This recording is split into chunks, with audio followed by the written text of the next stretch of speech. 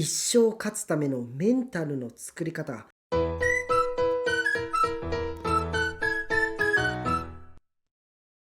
こんにちは。一生使える勉強法を書いたアッキーです。それでは今回は一生使える勝ちメンタルの作り方について解説していきます。この本は YouTuber の宋世良さんが書いた本です。野村証券の営業マンをしていた宋さんは中学時代に不良グループにいじめを受けていました。殴る蹴るは当たり前でした。しかしそんな中、どうすればいじめが軽くなるのか、その打開策を考えていく中で絶対に負けない思考が作られていきました。野村証券の営業マン時代はノルマに追われ、上司から厳しい指導を受けていました。しかしそれでも最後は必ず立ち直り、次のステップに行くたびにメンタルが強くなっていきました。これらの体験から得た勝ちメンタルの作り方を本書では余すことなく語られています。現代っていうのは不安定な時代です。僕たちはいつ何が起きるかわからないことを新型コロナウイルスで思い知らされました。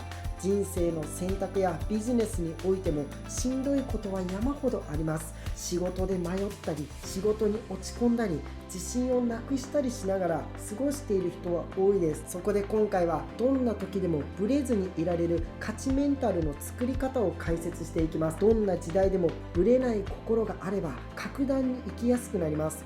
この動画では勝ちメンタルを作る方法を8個解説していきます。面白かった、参考になったという人はいいねやコメントをください。1個目、自分だけの五角形で勝負をする。僕たちは自分のメンタルを守るために自尊心を保つ必要があります。あなたは他人に誇れることがありますか？スポーツで全国1位になった、営業マンとして売上ナンバーワンになったなど、自分の看板になる分かりやすい実績を持っている人はほとんどいないです。ではどのようにして自尊心を保てばいいのか。おすすめは自分だけの五角形を作ることです。簡単に言えば自分の得意分野を5つ合わせることです。例えば宋さんは YouTube を始めるとき、戦略を練るために自分の五角形を次のように考えました。証券会社で営業マンをしていたため営業のことは詳しい。これまでの実務経験から証券や保険については人並み以上に知識がある。部活でのしごきやドブ板営業など人とは違う経験をしてきた。関西出身のため話がうまい。営業、証券、保険、ドブ板経験、トーク、この5つで五角形を作れば誰にも負けないと宋さんは考えました。一つ一つは大したことでなくてもいいです。一般人より少し上程度で大丈夫です。ポイントは5つの合わせ技です。例えば YouTube で投資の話をしていると、証券業界に30年いる人からアンチコメントをされたとします。そんな時、この五角形を持っていれば、あなたは保険のことを知っていますかと切り返すことができます。もし保険に関するアンチが来ても、あなたは投資信託や株のことを知っていますかと返すことができます。仮に証券と保険の両方を知るスペシャリストから批判されても、あなたは YouTube で面白おかしく話せますかと反論できます。このように五角形を使いこなせば常に相手より優位に立つことができます。この考え方をしている限り相手に劣等感を感じることはないです。都合のいい解釈ですけど、あなたが生きているのは他人の人生ではないです。あなたの人生です。勝てないと落ち込んだり、何もチャレンジせず日々を過ごすよりも前向きに生きていく方がいいです。物事っていうのは捉え方次第です。何かのジャンルで負けたとしても都合のいい考え方をして別のジャンルで勝つことです。自分だけの五角形を今すぐに作ってください。2個目、抽象的な褒め言葉をストックする。自己肯定感を満たす方法は大きく2つあります。1つは努力して何らかの成果を獲得する方法です。結果を出せば人から評価を受けられます。もう一つの方法は他人から褒められたことを思い出す方法です。20件も契約を取れるなんてすごい、150キロの球が投げられるんだから自信を持てなどの励ましの言葉です。しかしこのような事実への褒め言葉は賞味期限が短いです。なぜなら上には上がいるからです。20件の契約が取れたとしても30件取る人が現れます。150キロのストレートが投げれても160キロを投げる人がいます。そのため自己肯定感を高めるには少し弱い根拠になってしまいます。ではどうしたら自己肯定感を上げることができるのか。ポイントは抽象的な褒め言葉をストックしておくことです。例えば、お前はよくわからないけど光るものを持っている、仕事はできないけどなんか憎めないなどのふんわりとした褒め言葉のことです。評価された根拠っていうのは特にないです。しかし根拠がないからこそ否定することもできないです。そのため抽象的な褒め言葉をストックしておくとメンタルを強く保つことができます。地道な努力もいらないためコスパもいいです。お世辞でも何でもいいです。自己肯定感を保つために抽象的な褒め言葉をストックしてください。そして何かあった時はその言葉を思い出してください。3個目、怒りをコントロールする方法。理不尽な扱いを受けた時、誰だってふざけんな、イライラするなどの怒りを感じます。そんな時おすすめなのは器メーターを意識することです。人間には一人一人左胸に器メーターがあると考えてください。この器メーターの数字は器の大きい行動をすることで増えていきます。例えばあなたが職場で理不尽な扱いを受けた場合、同僚に怒りをぶつけることは簡単です。しかしここで怒りを発散してしまえば器メーターの数字は減ってしまいます。逆に怒りをぶつけることを選ばず冷静に対処ができれば器メーターの数値は増えていきます。誰かに怒りを感じたときは怒りをぶつけてすっきりするのか、器メーターの数値を選ぶのか自問してください。これは我慢するとかいい人ぶるということではないです。むしろその反対です。器メーターを選択できれば心が楽になります。器メーターの数字を上げ続ければ人間的に成長することができます。理不尽な扱いを受けたとき、周りに怒りをぶつけずに器メーターの数字を増やしてください。4個目、石の上にも3年は嘘。仕事をしていると思うようにいかないことが誰だってあります。それが積み重なるとこの仕事は自分に向いていない、そんな考えがよぎります。合わない仕事や嫌な上司に耐えることよりも辞めることの方がしんどいです。石の上にも3年という言葉があります。この考え方が正しいと思われている根拠は3つあります。1つ目、年数を重ねて経験を積まなければ成長しないから。2つ目、諦め癖がついてしまい地道に頑張ることができなくなるから。3つ目、すぐに辞めるような人間は信用できず周囲の評価が下がるから。しかし本当にそうなのか。まず1つ目の経験を積まなければ成長しないという根拠には、成長するためには年数が必要という前提があります。しかし実際には長年同じ場所にいると成長は鈍化していきます。例えば社会人1年目と2年目の社員との間には大きな差があります。しかし18年目の人と21年目の人はそれほど差が大きくないです。ポケモンのゲームではレベルが高くなるほど強力な技を覚えますが、現実は逆です。新しいことを始めたばかりの時は急激に成長します。しかし長く続ければ続けるほど成長は鈍化していきます。このような場合、部署を移動したり転職する方が早く能力を身につけて輝ける場合があります。続いて2つ目の根拠は諦め癖です。何かをやめることは通常諦めたと捉えられます。しかし裏を返せば損切りしたとも言えます。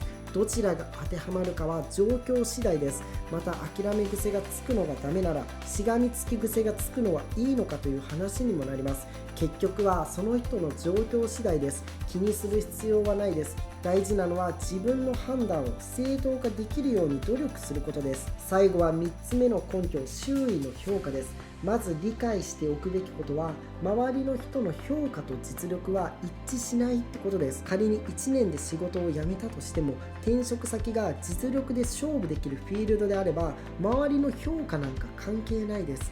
周りを見渡しても、さっさと仕事を辞めて独立して大成功した人はたくさんいます。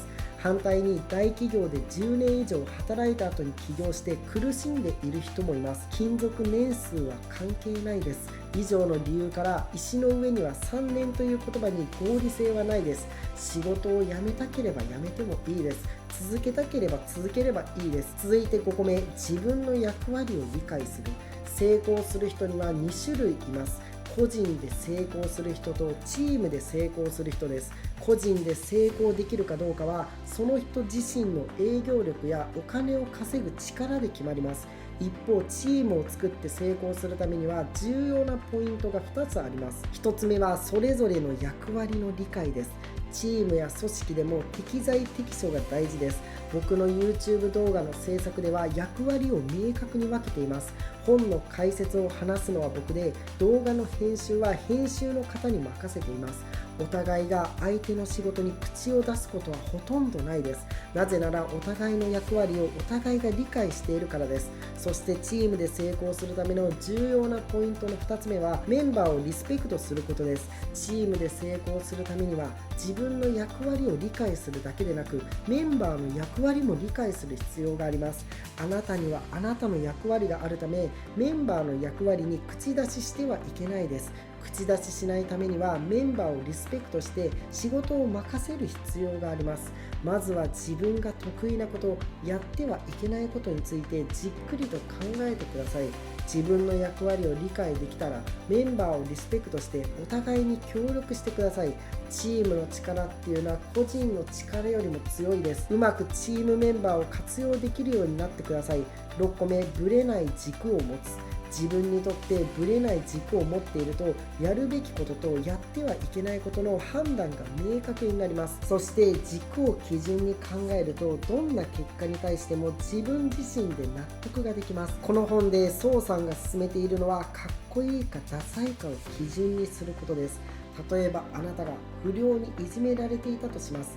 不良たちを前にペコペコしてパシリにされるのはダサいことです。一方、クラス全員の前で何か失敗をして恥をかくことはダサいことではないです。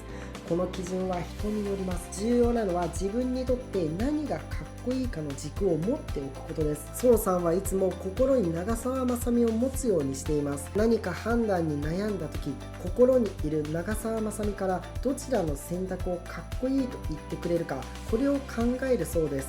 とても面白い発想です。これは極端な例ですけど、ダサいことをしてこなかったという誇りは自分の人生に対する納得感につながります。自己満でもいいです。強いメンタルを持つためには自分がかっこいいと思える行動をしてください。そのためにはぶれない軸を持ってください。7個目、楽をするために今頑張る。頑張っても結果は変わらない。頑張らずにうまくやった方がいい。こうした考えを持つ人は多いです。頑張らないという選択には3つの弊害があります。1つ目は結果としてしんどくなるという弊害です。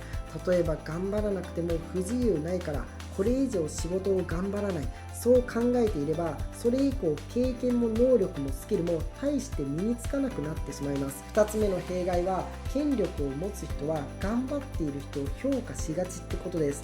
社長や役員、管理職など権力を持つ人は社員や株主のために社会的責任を果たす必要があります。そのような人から見たら不自由がないから頑張らないという人は不愉快な存在になります。3つ目の弊害は人間的魅力の放棄です。頑張らないという選択肢を取った以上、他人から評価されたいといった欲望を放棄することになります。自分は魅力がありませんというスタンスを取ることは自尊心も放棄することになります。これではやはりしんどいです。弊害を大きく3つ挙げましたが、結局頑張らないことは逆にしんどいという結論に行き着きます。実際後で楽するために今頑張っている人が多いです。頑張ることは無駄だ、ダサいと考えるのではなくて、目標に向かってひたむきに努力していきましょう。8個目、お金で後悔しない考え方。お金にまつわる定説があります。若いうちは自分に投資をして貯金は二の次でいい、そういった話があります。これは半分正解で半分が不正解です。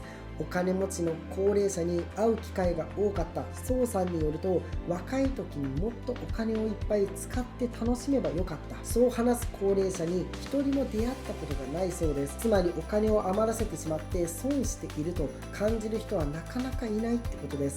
また高齢者の中でお金を使い切って死にたいという人も少ないです。ある程度お金を貯めたら余生で全てのお金を使って死にたい、このように思っている人は多いです。しかし実際は豪遊する高齢者は多くないです。ガンガンお金を使うことに慣れていない高齢者は築いてきた資産を今更使い切ることを困難に感じます。ここまでの話から次のことが分かります。若い人が思うほど将来お金を使う楽しさは大きくないってこと。かといって高齢者でお金を軽視する人はいない。この2つは矛盾しています。しかしどちらの感情も同時に持っているのが現実です。では将来そのような矛盾する感情を持つことが予想される中で、僕たちはどうお金に向き合えばいいのか。大切なのはお金を消費する以外の楽しみや目的をたくさん作ることです。お金を使う楽しさは意外と大きくない可能性があるからです。そして並行して資産形成をしっかりしていくことが大事です。資産を多く持っていたところで損をしたという人はいないです。資産形成をしつつお金を使う以外の楽しみを見つける、長い人生を楽しむために心がけてください。今回は勝つための8個のメンタルを解説しました。この8個のメンタルを作ってください。自分だけの五角形で勝負をする、抽象的な褒め言葉をストックする、怒りをコントロールするために器メーターの数値を選ぶ、石の上にも3年は嘘、自分の役割をしっかりと理解する、ぶれない軸を持つ、将来楽するために今頑張る、お金で後悔しないためにお金を消費する以外の楽しさを見つける。仕事をしたり人生の選択においてはしんどいことが山ほどあります。迷ったり落ち込んだり自信をなくしながら過ごしている人も多いです。そんな時にブレずにいられる勝ちメンタルをしっかりと作り上げてください。この動画が良かったという人はいいねボタン、コメントもらえると嬉しいです。またチャンネル登録してもらえると嬉しいです。本日もご覧いただきありがとうございます。では次の動画でお会いしましょう。